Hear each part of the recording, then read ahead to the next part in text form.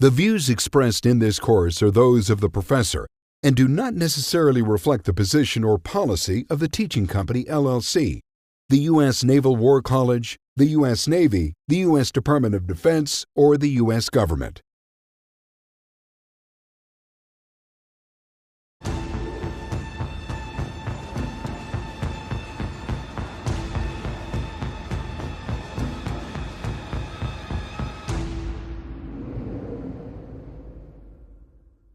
In the 1960s and 70s, the rest of the world was embracing the art of war.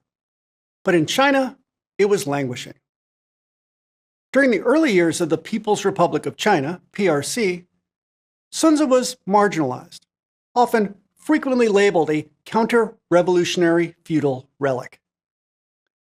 It would take a combination of international interest in the book and the stunning success of the First Gulf War to reinvigorate the Chinese military's enthusiasm for its principles. By the late 1990s, the People's Liberation Army, the PLA, was inviting foreign academics and military practitioners to frequent conferences where they discussed and debated the book's historical and contemporary application. Today, we wrap up our time together by examining how the PLA applies the art of war. Looking into this scholarship is an apt way to end this course. The great books that militaries study and the ways that they interpret them provides insight into their assumptions regarding the connection between military action and political purpose. It might even help us anticipate future strategic behavior. At the same time, appreciating how the Chinese read their own classics can correct a tendency to project our reading of English translations of The Art of War onto Chinese readers. They read the text in a different language and in a different discursive context. But before we get to current debates, any discussion of Sun Tzu and the PLA starts with Mao Zedong. Thanks to Samuel Griffith, many assume that Mao is Master Sun's most successful disciple. I don't agree. Mao was familiar with the Sun Tzu, but by his own admission, he only really seriously studied it when he was in his 40s. The young Mao did receive a classical education, but he much preferred novels like Romance of the Three Kingdoms, written in colloquial, not classical Chinese, novels that were easier and far more pleasurable to read. And as a young radical, Mao would later reject traditional Chinese values in education. He preferred Montesquieu, Adam Smith, and Charles Darwin, and he was more interested in Napoleon and George Washington than in any ancient Chinese strategists. In works like On Guerrilla War and On Protracted War, Mao deployed occasional Sun Tzuan aphorisms, but in tone and title, these essays reveal Mao's deep debt to Karl von Clausewitz's On War. And On Protracted War stands in particularly stark contrast to one cardinal Sun Tzuan maxim. Protraction was anathema to our authors. Protracted operations dangerously exhaust a warring state's means and will. But for Mao, protraction was essential. It's the only way a weaker adversary can build sufficient military means and political legitimacy to face down the incumbent regime's conventional army and then to seize power. Sun Tzu's acme of skill is to win without fighting is also in tension with Mao's belief in the necessity for violence, especially in revolutionary war. Winning without fighting accords with the idea that a superior commander attacks their enemy's strategies and alliances, while the inferior attacks their armies and cities. That may have made sense in the socio-political context of ancient China, but was completely at odds with Mao's worldview. For Mao, a revolution was an act of violence by which one class overthrows another. Revolutionary war, then, demands sustained campaigns of organized violence to unseat an entrenched dominant class, a class holding significant material and military advantages. Class enemies don't give up without a fight. For Mao, winning without fighting was therefore inconceivable. Mao was a fan of stratagems, but while stratagems can be tactically useful, they're not sufficient to meet the revolution's strategic and political objectives. And from a Marxist-Leninist perspective, the idea of subduing a class enemy without resorting to violence, well, that's deeply suspect. And while certain maxims from Sun Tzu might translate, the book was mostly a feudal relic, too naively idealistic for modern application from Mao's perspective. But it's the Sun Tzu's views on the proper relationship between the ruler and the general that mark the sharpest divergence between the two. Mao insists that the military be absolutely subordinate to the Chinese Communist Party. As the chairman put it, political power grows out of the barrel of a gun. Our principle is that the party commands the gun, and the gun must never be allowed to command the party. Where Master Sun sees political meddling in military questions as potentially disastrous. Mao's approach to civil-military relations is much more in line with Clausewitz. But where the Prussian allows that war and politics are linked but distinct, for Mao, politics is war without bloodshed, while war is politics with bloodshed. Erasing that distinction is evident in the extraordinary violence of the Chinese Civil War. But, as Mao said, after the enemies with guns have been wiped out, there will still be enemies without guns. The enemies without guns were the class enemies left behind after Chiang Kai-shek's nationalists fled the mainland for Taiwan in 1949. Millions of unarmed rural landlords who would be liquidated in purges in the 1950s in China. As a result, during Mao's time in power, interest in the Sun Tzu ebbed, especially during the 1960s Cultural Revolution, when radicalized Red Guards assailed anything linked to Chinese tradition. Ironically, that was the exact moment that Sun Tzu was catching fire in the West, especially in US military circles. And it was Operation Desert Storm's spectacular success in 1990-1991 that reinvigorated Sun Tzu studies in the PLA. It was a wake-up call. The rapid maneuver, precision munitions, and joint integration of air, land, and sea campaigns heralded a revolution in military affairs, one that shattered the PLA's confidence in people's war. It was a doctrine that assumed that China could absorb and then repulse an invasion by a technologically superior adversary. The shock was so that China's paramount leader, Deng Xiaoping, jettisoned Mao's People's War in favor of a new guiding strategic concept: limited regional wars under high technology conditions. To successfully wage those limited high-tech wars, the PLA was eager to learn from the United States. In that process, the PLA discovered the extent to which we had embraced the Sun Tzu, especially the Griffith-Littlehart version, and via renegades like John Boyd, and had incorporated its teachings into American military doctrine. As a result, Sun Tzu studies exploded in the PLA.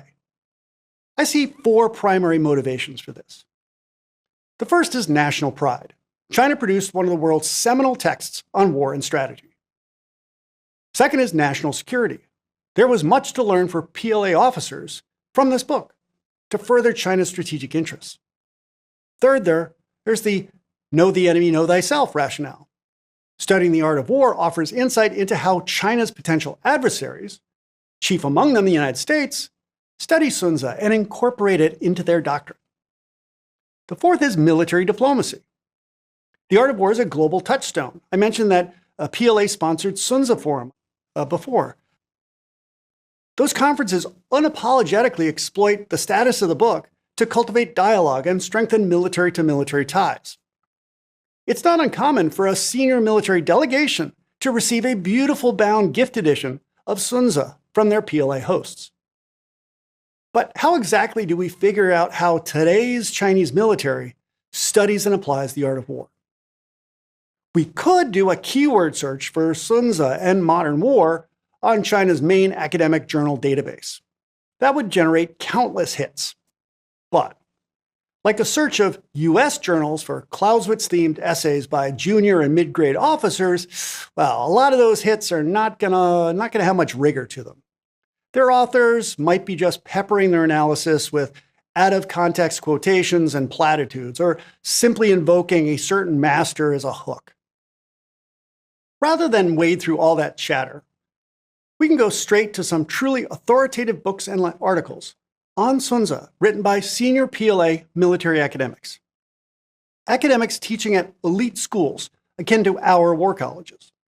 At those schools, China's officers are encouraged to apply the Sun Tzu to a range of historical and modern case studies. Now, that doesn't seem hugely different from what my students do. Or does it? Let's remember, the PLA's strategic guidance comes from the party. Under current General Secretary Xi Jinping, Deng's local high-tech wars evolved first into local wars under informatized conditions. That's military operations exploiting information technology and computer networked forces. It's now moving towards local intelligentized war. Intelligentized means combatants exploit artificial intelligence and human-computer interfaces. Xi's goal is to transform the PLA into a world-class military by mid-century, one that can fight and win wars anywhere on the planet. Xi's strategic guidance frames a strategic orthodoxy. PLA officers are expected to toe the party line. And while the Sun Tzu and other Chinese classics are welcome in the orthodox pantheon, the PLA views them through the prism of China's unique strategic discourse. A discourse best summed up in a publication called The Science of Military Strategy. This discourse melds Chinese with Soviet and Marxist-Leninist military thought, along with Western and especially US strategic theory and operational doctrine. It's also infused with politics, especially scientific Marxism and Xi Jinping's own interpretation of socialism with Chinese characteristics. These combine to generate a near religious faith in the inevitable triumph of Marxism, led by the PRC. At American war colleges, students and faculty use historical case studies to test the applicability of theoretical concepts from great strategic thinkers, deciding for themselves if one theorist or another, if any at all, is applicable to a particular conflict, to a particular case study. We also encourage debate about war's future, nature, and character. Those things are not open to debate in the PLA. The PLA's mission is to conclusively demonstrate Sun Tzu's relevance to modern war and prove that its teachings are completely consistent with Xi Jinping's intelligentized local war orthodoxy. PLA Sun Tzu studies also focus on practical applications rather than some of the more philosophical attributes of the Sun Tzu. PLA academics seek tactical and operational truth in the Sun Tzu's pages, truths that are universal and not uniquely Chinese. That's a big change. A generation ago, Chinese interlocutors would go out of their way to explain to me that Chinese strategic culture was the antithesis of the Western way of war. One common trope was the Great Wall, concrete proof that China's strategic culture was fundamentally defensive. That's in opposition to the Western world's cult of the offense. Another trope was Sun Tzu's preference for winning without fighting. That was a proof of a Chinese cultural inclination toward nonviolent courses of action. Today, however, I hear the Great Wall compared to Hadrian's Wall, and winning without fighting is no longer an inherently Chinese approach, but a universal truth. One PLA academic credits Washington's ability to win the Cold War, to defeat the Soviet Union relatively bloodlessly, to the fact that American leaders consciously followed Master Sun. But it's not just history lessons. There are contemporary applications. Winning without fighting appears frequently in China's legal warfare literature. Legal warfare, or lawfare, combines strategic interpretations of international law combined with domestic legislation that reconfigures the legal terrain and strengthens China's legal sure. For example, in the East and South China Seas, places where sovereignty and jurisdictional claims overlap, China promotes a very strict definition of just how exclusive an exclusive economic zone should be. EEZs are the resource areas that stretch 200 nautical miles off a nation's coastline.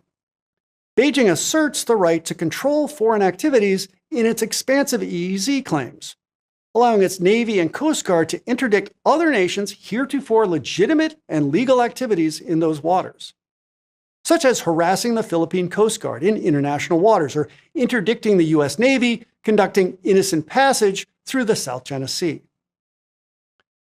This lawfare strategy exploits international law's many loopholes and open interpretations in order to strategically reframe laws to create legal and moral high ground. When combined with military presence, these are designed to compel competitors to back down without resort to conflict.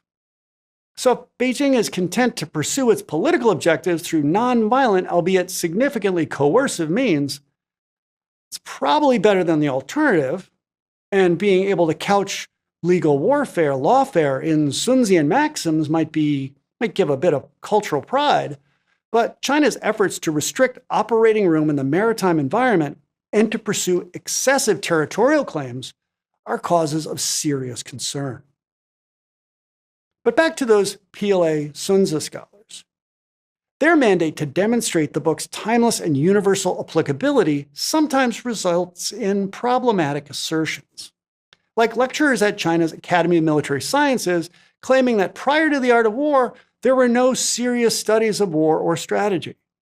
But that neglects both earlier Chinese works like the Zhuojuan and Western classics by Herodotus, Thucydides, and Xenophon. Another lecturer cites Sun Tzu's profound influence on Mao's thinking. I guess that depends on what they mean by profound. The PLA also elides more problematic maxims, such as deceiving your own troops to squeeze the maximum exertion out of them. And they conveniently ignore the art of war's stance on civil-military relations. In the main, however, I am impressed by the scholarly rigor of this literature. More China watchers should read it, should study it. For me, it challenges me to reconsider certain assumptions and how I translate key concepts. I also mentioned that this literature can correct a tendency to project our reading of the Sunzi, especially in English translation, onto Chinese readers who understand the text in different ways. And those interested in contemporary Chinese strategy or concerned about the potential for a US-China military clash would be particularly well served by reviewing these lectures and case study analyses. They'd see the myriad ways that the PLA measures itself against and models itself on the US military. Extensive imitation of the US means that the PLA's approach to the Sunzi is in part, at least, influenced by ours. There's also significant admiration. The PLA's last major war was a brief 1979 invasion into Vietnam. To apply Master Sun to high-tech wars means relying heavily on recent American experience. PLA scholars are impressed by America's ability to operationalize Master Sun's teaching. They assume that to be intentional, not accidental, given that the Sunzi is assigned in our academies and war colleges, and because of its influence on transformation proponents like John Boyd. They're particularly impressed by the early phases of the 2001 Afghan War and 2003's Operation Iraqi Freedom. In Afghanistan, they credit US forces with generating and exploiting Shur. And since the weather and terrain were so challenging, Afghanistan is an archetype of how a high-tech combatant can know the enemy, know themselves, and know the operating environment to first generate Shur, strategic power, and then exploit it to maximum strategic advantage. In both Afghanistan and Iraq, PLA analysts point to the quantity and quality of US reconnaissance, melding satellite imagery with signals intelligence and network clandestine monitoring systems, along with simple old-fashioned human intelligence and terrain familiarity. The PLA also respects our ability to learn. For example, sandstorms have long complicated US operations in the Middle East. The 1980 Desert One hostage rescue in Iran was undone by this weather phenomenon. But by 2003, experience combined with advanced meteorology and robust sensors allowed the United States to first mitigate the effects of sandstorms and then turn them to our operational advantage. U.S. forces prove that those skilled at the offense exploit weather. But why is the PLA studying these two wars? They didn't turn out very well. One reason is data. There's abundant open source analysis on both operations. So they are great cases to apply the Sun Tzu to modern war, especially modern war under high technology conditions, and at the same time to learn how the US fights. Second, they're cautionary tales. Spectacular early battlefield success doesn't necessarily translate to long-term stability. A third reason, and I put the greatest stock in this one, is the strategic and political imperative to keep China's future wars quick and decisive. The PLA wants to replicate these early strategic successes, but avoid the larger policy mistakes. Russia's disastrous miscalculations leading up to the Ukraine war haunt China's strategic planners. Many 21st century combat platforms are prohibitively expensive, and high-intensity warfare burns through personnel and materiel at shocking rates. And given time, defenders can come up with ways to inflict costs in blood, treasure, and time on aggressors. Our world is also more interconnected than ever. Wars can no longer be contained to a single theater.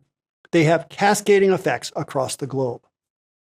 A war over Taiwan or in the South China Sea could court devastating consequences, such as the suspension of global shipping and the possibility of nuclear escalation.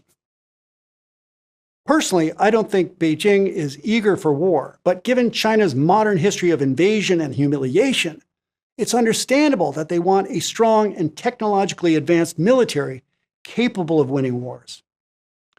But senior political and military leadership in China realize that if it comes to a conflict, a quick decisive victory, a QDV, isn't just preferable, it's a necessity.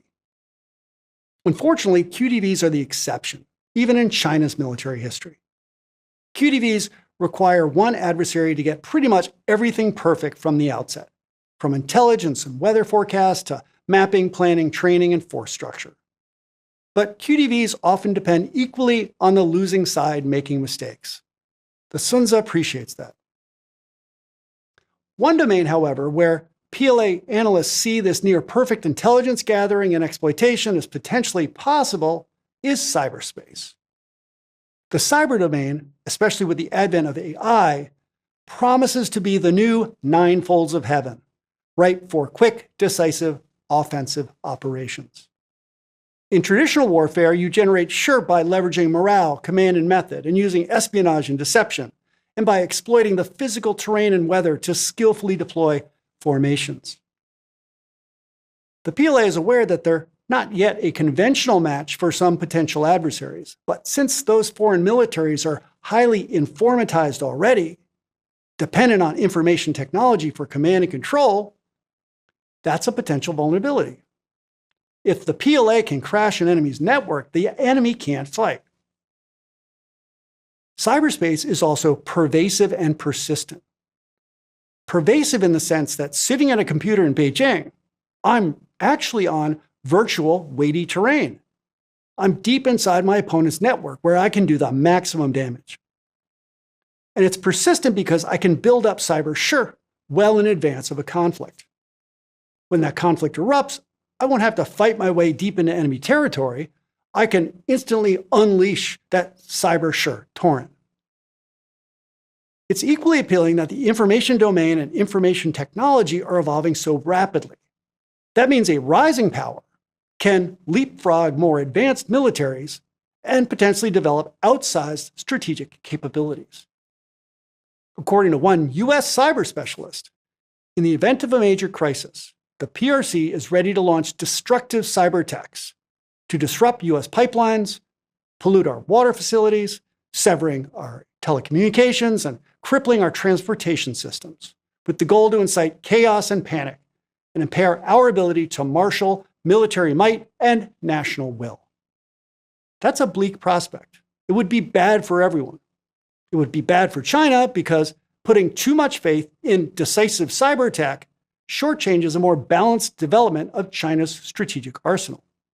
Cyber is crucial, but there are no shortcuts to sure. In addition, the more cyber-centric Beijing's strategy becomes, the more vulnerable those cyber systems may themselves become. It would be equally bad for us, right? If the PLA believes that they can quickly seize the cyber high ground and wage what they call highly controlled war, a war where you can dominate the entire system of systems, like the United States did in the opening stages of Afghanistan and Iraq, then that might convince Beijing to launch a preemptive strike. But believing that war can be highly controlled, that's a dangerous delusion. Beijing needs to realize just how difficult it is to truly know the enemy, know themselves, know the weather, and know the terrain. My hope is that as Chinese military thinking matures, that they'll realize that despite what the Sun Tzu appears to say, no competition can ever be completely controlled by one side. At the same time, they're right to recognize that the information domain is a very Sun Tzuian place. And that leads me to a few closing thoughts. 3 ways about how The Art of War, a book about chariots and crossbows, is more relevant than ever. The first is information, the collection, control, and exploitation of which we dealt with in Lecture 8, and which fascinates China's cyber strategists today. Back in ancient China, information networks were rudimentary, slow, and unreliable, but information was more precious than gold. Our information revolution is only amplifying that wisdom. As information becomes our most precious commodity, war and business are becoming more mental and less physical. A war is a physical contest between armed forces, and business competitions for physical market share will remain. As we move further into the information age, the Sun Tzu's emphasis on psychology and the clash of wills becomes ever more useful in all competitive domains. At the same time, the physical, human, and financial costs of competition and conflict are also increasing. We covered this in our opening lecture, and it's the second reason the Sun Tzu is gaining relevance: the strategic environment. During the Warring States, war's scale, cost, and lethality demanded a new strategic paradigm, one that emphasized efficiency over brute force, realizing the physical contest was a means to an end, not an end in itself. Given how much militaries cost and how lethal modern war has become, not to mention the immense investments in time and resources involved in modern business, a book that emphasizes strategic efficiency and cost-effective tactics can't but be relevant. The Warring States was also a multipolar world, with multiple rulers vying for hegemony. The state of Wu was one of those contenders. It won wars in the near term, but wound up in so many protracted conflicts that it was ultimately exterminated. Today's geopolitics and business environment are also increasingly multipolar. It's no longer the West versus the Eastern Bloc, and business competition is no longer Ford versus GM. It's multi-theater and multi-dimensional, trends that are accelerating. A strategic classic that assumes multipolarity is supremely relevant in this context. And as the geostrategic terrain and competitive climate becomes more complex, we need to double down on the injunctions we discussed in Lecture 7. Understanding the weather and terrain. And it isn't just knowing the terrain and weather, it's figuring out how to exploit our constantly shifting environmental conditions. And the faster the environment changes, the more we realize the relative and contingent nature of power and influence. Shirt is no longer reserved exclusively for great nations or massive corporations. A globally networked terrorist organization like Al-Qaeda can challenge a superpower, and an agile, innovative, right-sized startup can compete with industry giants. This shifting environment requires thinking and acting strategically, reacting to shifts in the terrain and climate faster than the competition. It forces us to realize that shirt can manifest in surprising ways, and that creative formations can count for far more than sheer bulk. And that leads to my final reason that the Sun Tzu is more relevant than ever. command, and method, topics we covered in Lecture 5. Flexibility and adaptability require highly disciplined, well-trained, and responsive organizations. The system of systems approach allows you to reconfigure and reorient, taking advantage of shifting conditions. This book created a new leadership standard, a model worth emulating today, one that balances wisdom with sincerity and benevolence, and balances courage with discipline. Leaders who are well-educated, but also self-educated, disciplined and intellectually mature, but also mentally agile. Leaders who think strategically and keep the ultimate ends in mind. Individuals capable of connecting all the elements and all the levels of the system of systems. That's why we should reread the Sun Tzu at different points in our careers. For my military students, there's a parallel between the levels of war and their career trajectories. Junior officers focus on the tactical level, the basics of training, maneuver, and engaging the enemy. As they move into senior positions, they start to integrate individual tactical engagements into operational level campaign plans. At the staff level, especially when they're wearing a star or two, they connect the operational level through a strategic prism to their nation's political purpose. At all those career levels, and at all those levels of war, and for all the analogous rungs on the corporate ladder, the art of war has a wealth of lessons, the most relevant of which will change, but you still need to comprehend the larger systems of systems and your place in it. And whether it's war or business or sports, we can't afford to wait for a strategic genius to magically appear. Great leadership must be cultivated. Cultivated by combining rigor, discipline, experience, study, and reflection. The revolutionary leadership standard this book creates is still a model. Great leaders are critical to success, but the greatest corporations, sports teams, and the greatest nations can also be led into disaster with poor leaders at the helm. If it does not bring profit, do not use troops. A ruler should not raise an army because of anger, nor should a general fight because they have been insulted. Anger and insult are temporary. Death is permanent. That was the harsh reality of ancient China, and it's the harsh reality of the world today. The authors of The Art of War lived in interesting times, a violent, uncertain, and transformative era when the risks and rewards were massive, and where good fortune and a keen mind were precious commodities. Times like those tend to produce great works of strategy. Books on how to survive and even thrive in interesting times. Those classics tend to endure. And I hope that you found my somewhat idiosyncratic approach to this enigmatic classic both educational and entertaining. I tried my best to demonstrate the Sun Tzu's relevance to a range of historical and contemporary cases, while at the same time acknowledging that the time and place of its creation was a world very different from our own. A world that, even with the benefit of 2,400 years of hindsight, we still cannot fully comprehend. So, I encourage you to continue to engage the art of war as both an historical artifact and an analytical implement. I've recommended several excellent translations and analyses of the Sun Tzu in the guidebook. It's revealing to see how authors from different academic disciplines and different worldviews approach this book.